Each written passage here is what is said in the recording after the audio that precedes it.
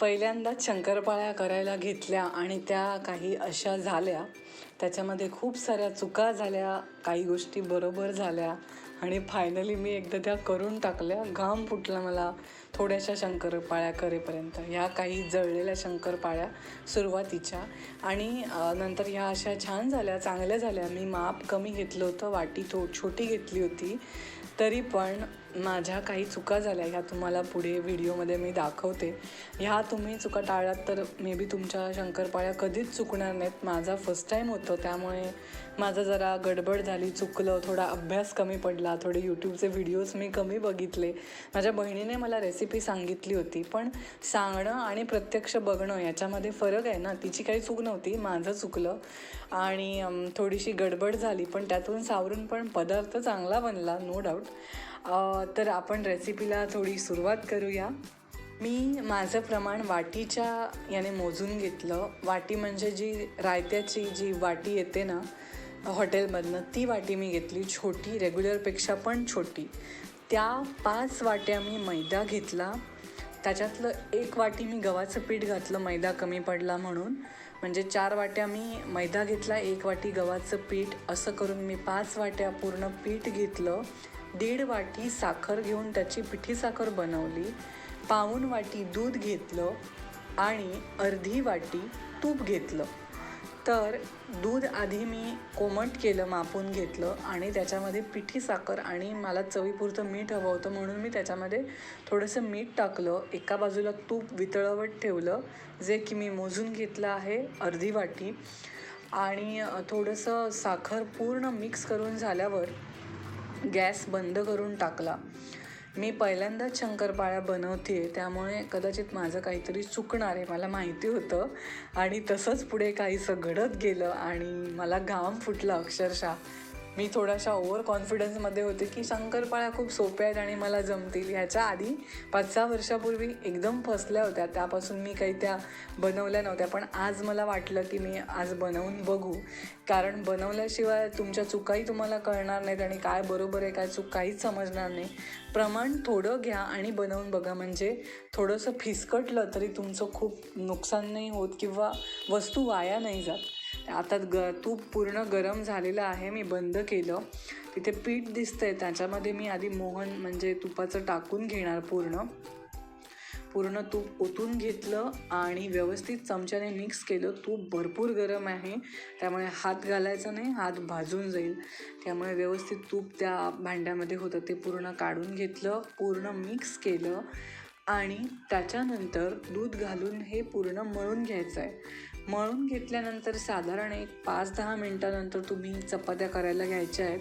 मला असं माझ्या बहिणीने सांगितलं की लगेचच करायला घे, नंतर ते पीठ घट्ट होत राहतं आणि नंतर आपल्याला लाटता पण येत नाहीत. पण मी यूट्यूबवरचे काहीच व्हिडिओ बघितले नाहीत, त्यामुळे माझा थोडासा बहुतेक गोंधळ झाला. इथपर्यंत माझी सगळी प्रोसेस एकदम छान बरोबर होती. ती म्हणाली की पीठ एकदम व्यवस्थित मळून घे, जसं आपण चपातीला मळतो. थोडं दूध घालून मी पीठ व्यवस्थित मळून घेतलं, कारण मला आठवतं की हे पीठ माझी आई जेव्हा बनवायची तेव्हा तिचं पण कधीतरी फसलं होतं आणि ते एकदम खलबत्त्यात वगैरे घालून कुटावं वगैरे लागलं होतं.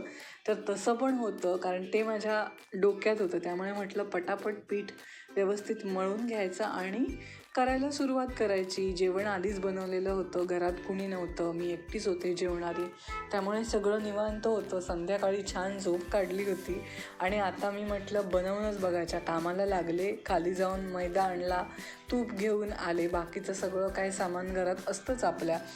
त्यामुळे आज म्हटलं करून बघावं व्यवस्थित. काल झाल्या चकल्या, आज झाल्या शंकरपाळ्या, उद्या काहीतरी वेगळं करेन, आजचा दिवस वाया नको जायला म्हणून करायला बसले होते. हे मी पीठ एकदम म्हणजे जवळजवळ 10 मिनटं लागून मळून घेतलं. त्याच्यानंतर मी पोळ्या लाटायला घेतल्या त्याच्या आणि इथून सगळी चुकीला माझ्या सुरुवात झाली. ती म्हणजे एकतर मी ह्या गोळ्याला पीठ भरपूर लावलं, त्यामुळे चपातीसारखी पूर्ण लाटत गेले मी आणि हे आता पातळ झाली आहे ही चपाती.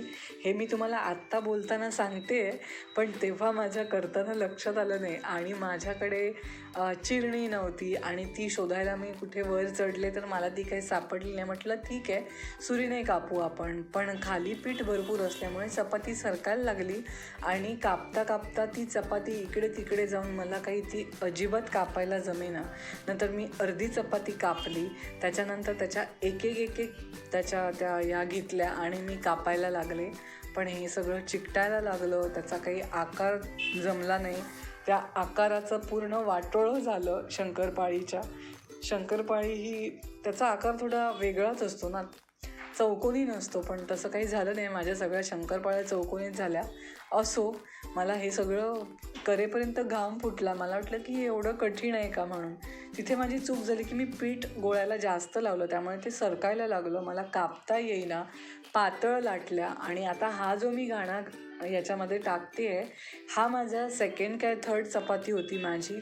तेव्हा मी ती पूर्ण थोडी जाड लाटली आणि मग कापल्या. तरी पण कापता आल्याच नाही, कारण मला शेवटपर्यंत समजलंच नाही की मी पीठ जास्त वापरते, त्यामुळे ती पोळपाटावर चपाती सरकायला लागली आणि मला त्याने कापता येईना. कदाचित चिरणी असती तर माझं काम थोडं सोपंच झालं असतं. असं काही झालं नसतं. ह्या थोड्या एवढ्या मी तळून काढल्या. सुरुवातीचं तेल खूप तापल्यामुळे त्या जळाल्या. नंतर मी एकदम कमी गॅस करून त्या करायला घेतल्या तर त्या वातड झाल्या. आणि आता मी मीडियम गॅसवर हे तळायला सुरुवात केल्याबरोबर हे थोडंसं परफेक्ट झालं. तर अशा तऱ्हेने माझं सगळं गणित आज फसलं. पण फायनली ह्या शंकरपाळ्याची चव खूप छान आली, कारण करून बघितल्याशिवाय कुठलीच गोष्ट आपल्याला समजत नाही. त्यामुळे आज माझा फसलेला बेत पण नंतर सुधारला गेला, ह्याचा मला आनंद आहे. तर तुम्हीसुद्धा तुमच्या अशा चुकलेल्या रेसिपी शेअर करू शकता. मला कमेंट करून सांगा की माझ्या शंकरपाळ्या तुम्हाला कशा वाटल्या. तोपर्यंत भेटूया नेक्स्ट व्लॉगमध्ये आणि असेच व्लॉग बघत राहा. लाईक करा, शेअर करा, सबस्क्राईब करा. तोपर्यंत भेटूया. Bye bye.